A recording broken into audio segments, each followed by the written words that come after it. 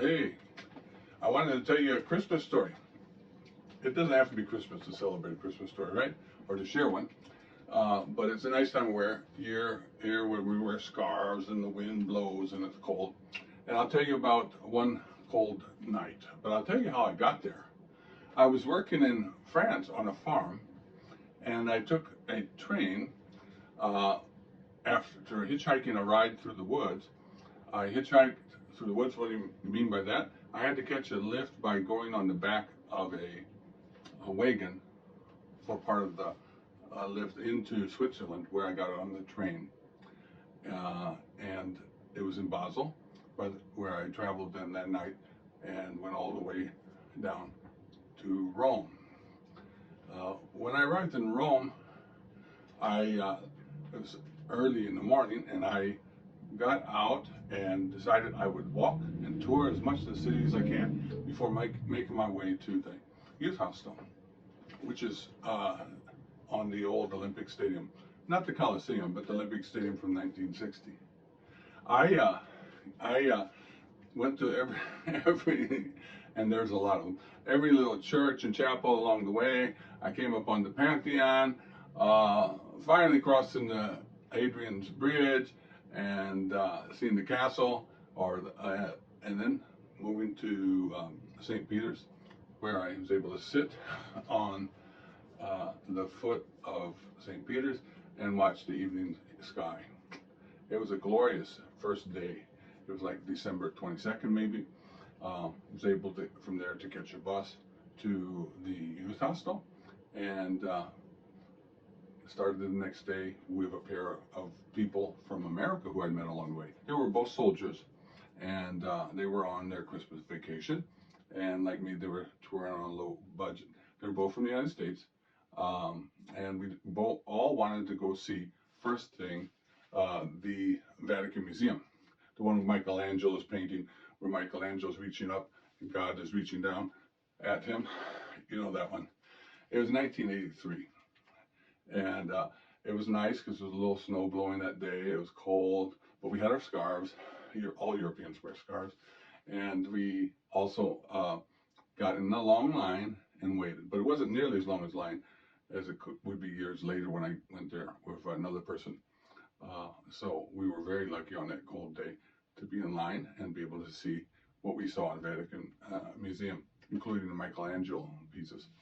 I wanted to share, though, we were all kind of talking in line outside when this lady, I don't know what she was doing. It was like she had a baby in her hands. She was going back and forth like this, and she had a coin, and she was kissing the coin. She was kissing the coin. And then suddenly, I realized the other hand was in my pocket, looking for my wallet. I didn't know what to do, so I punched her in the nose, and she ran away. And the other guy said, "What happened?" And I told him, I didn't really punch her in the nose. That's what I remember later. What really happened was I just yelled at her, and she ran away. The other guys, the Americans, the soldiers, they said I would have punched her in the nose when I explained to them what had happened. So that was my first experience with a gypsy. It was my first visit in Rome. End of my first 24 hours or so in Rome, and had a great day hanging out. And then the next night, I decided I was going to stay up all night and go to the midnight mass on the 24th.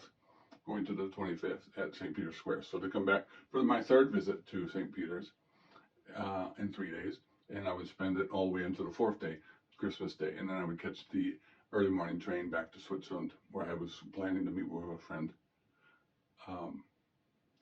I stayed up all day, again touring all parts of Rome. I was pretty tired. I had my Christmas cake, those big cake-like things that they eat at Christmas time in Italy. They're not my type of fruitcake, but they're okay. And I was in the square called Piazza Navona.